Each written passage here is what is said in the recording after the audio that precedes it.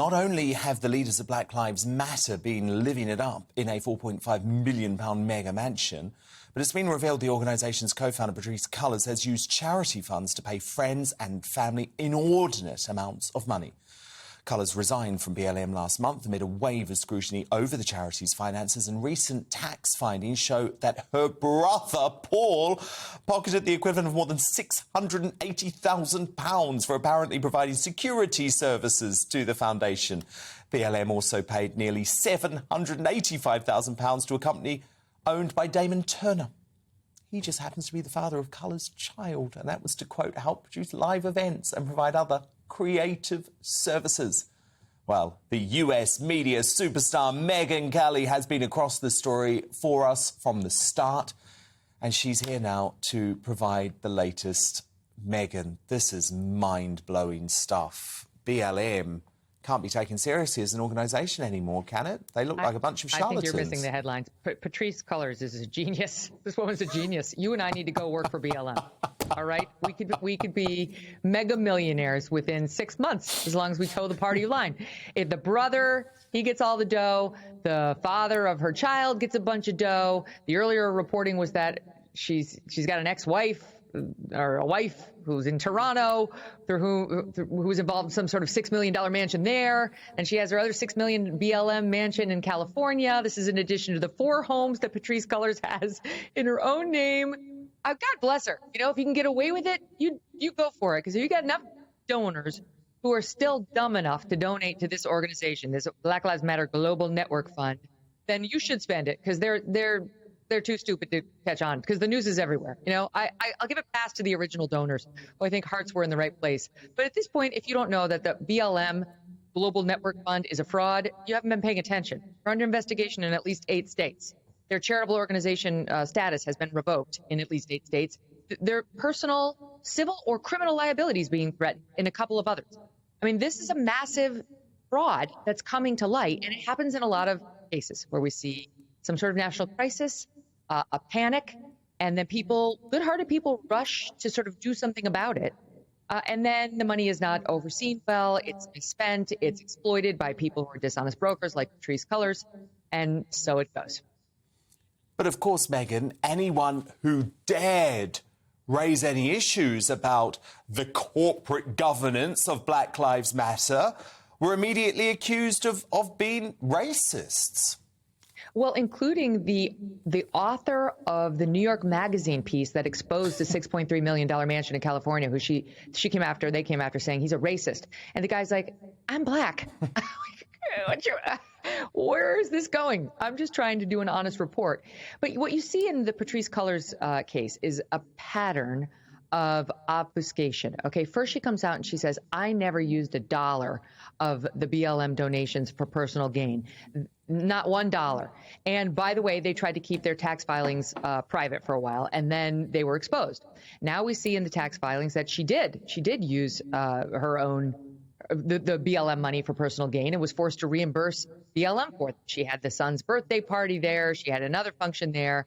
She took a private flight for $74,000 that she was ultimately forced to reimburse. Somebody at the organization was like, yo, Patrisse, you can't do that. And why is she flying private anyway? Why did she have to be renting jets? She claimed it was the COVID pandemic. Yeah, we're aware. We all dealt with it, and we flew commercial, and we wore a mask because we were told we had to. So repeatedly, she tried to take money from this group herself and then got caught. And then when she got caught, she either called racism or she said, this is triggering. When she had to force her file her taxes, and she said, this is triggering. Hello, that's how we all feel. Even those of us who aren't committing a fraud. But I'm sure it was especially triggering since there were all sorts of secrets that were in there, Dan. Here's the bottom line. This organization took in $90 million in the wake of the George Floyd shooting. Not shooting, but murder. $90 million. Okay. Now, according to the most recent tax filings, guess how much they have left? $42 million. $42 million. All right. So where did the money go? According to the tax filings, it went to grants, real estate. Well, we know that. And charter flights, private flights. They've taken some 30 million plus and invested it in the stock market. What are they? Where are the donations to needy groups?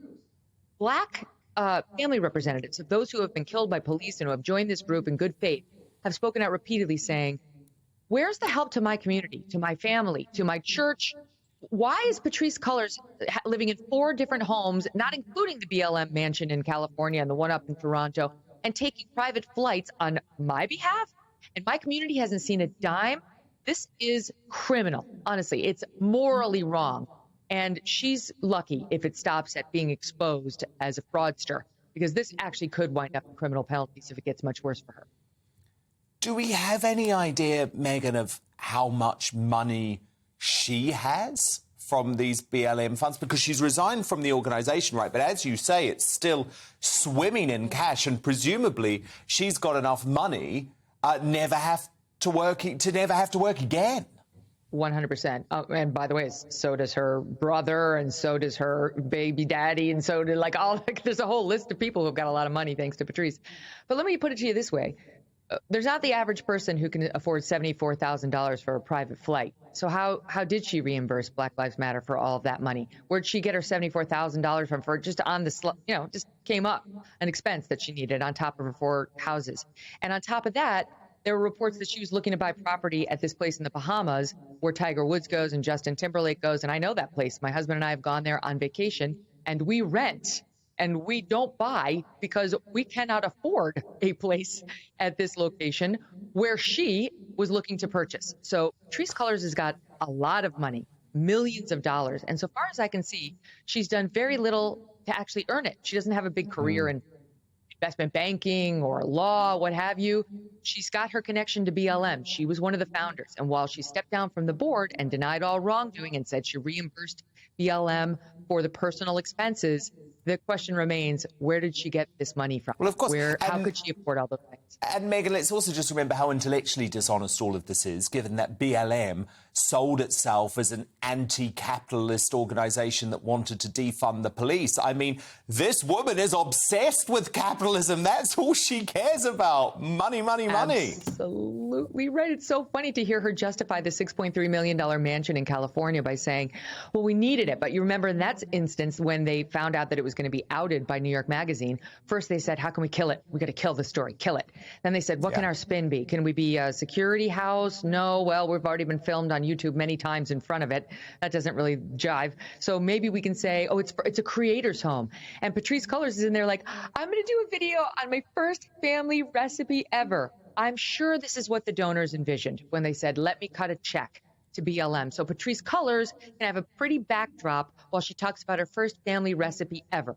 And by the way, in case you have any question, she put it out on the table in an interview she did with MSNBC's Tremaine Lee recently. She went on his podcast, and he talked to her about the donations they got, so the 90 million flooding in after George Floyd. And she said that was a lot of white guilt money, and she loved that white guilt money. Well, she's spending that white guilt money, isn't she? Megyn Kelly. Certainly is. Fascinating stuff. Welcome to the GB News YouTube channel. You can watch us live 24 hours a day, catch up on your favourite shows, and join in the conversation in the comments below. Don't forget to subscribe and you'll never miss any of our exclusive content.